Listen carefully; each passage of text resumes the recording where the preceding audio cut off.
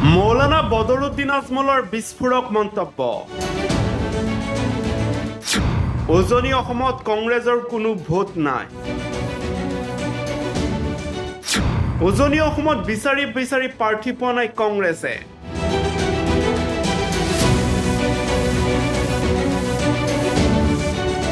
এই বিস্ফোৰক মন্তব্য কৰিছে মৌলানা বদৰুদ্দিন আজমলে। ২৬ৰ নিৰ্বাচন অহাৰ লগে লগে যেন এতিয়া আৰম্ভ হৈছে ৰাজনৈতিক দলসমূহৰ বাকযুদ্ধ।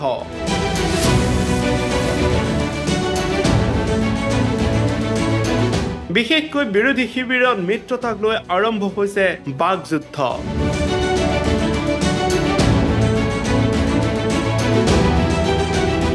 এফালে কংগ্ৰেছ, আনফালে ৰাইজৰ দল, অসম জাতীয় পৰিষদ, আনফালে হৈছে AIDF দল।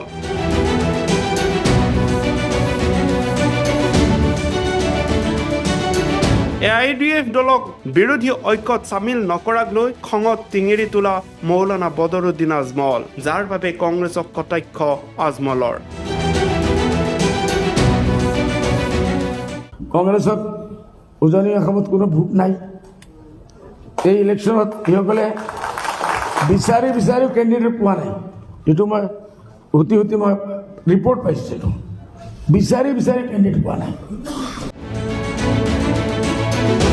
কেৱল সিমানেই নহয়, বিৰোধীৰ মিত্ৰতাক লৈও আন কেইবাটাও বিস্ফোৰক মন্তব্য ঘটালে মৌলানা বদৰুদ্দিন আজমলে।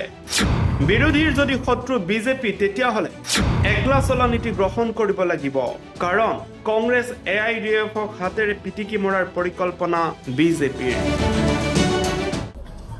UDF নিজৰ জেগাত,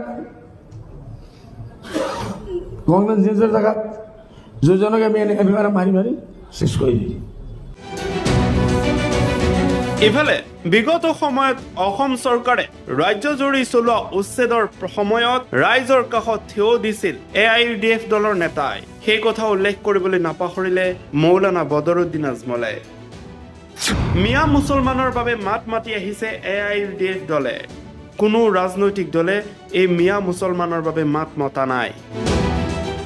আমাৰ মাইনৰিটিৰ সমস্যা আছে। মই দেখি আছো অনলি UDF ফাইট কৰি আছে। Only UDF। কিয় ভাই, আপোনালোকে মুছলমানৰ ভোটো লাগে আৰু কোনো মুছলমানৰ মাত মাতিব নোৱাৰে। এই কেইবাদিন আমি মই পেপাৰত পাইছোঁ, যেতিয়া উচ্ছেদ হৈছে। পিছে গৌৰৱ গগৈলৈ কেইবাটা আহ্বান জনাই মৌলানা বদৰুদ্দিন আজমলে এক প্ৰকাৰ একলা চলৰ নীতিৰ কথাই উল্লেখ কৰিলে। পিছে কংগ্ৰেছে মানি ল'বনে?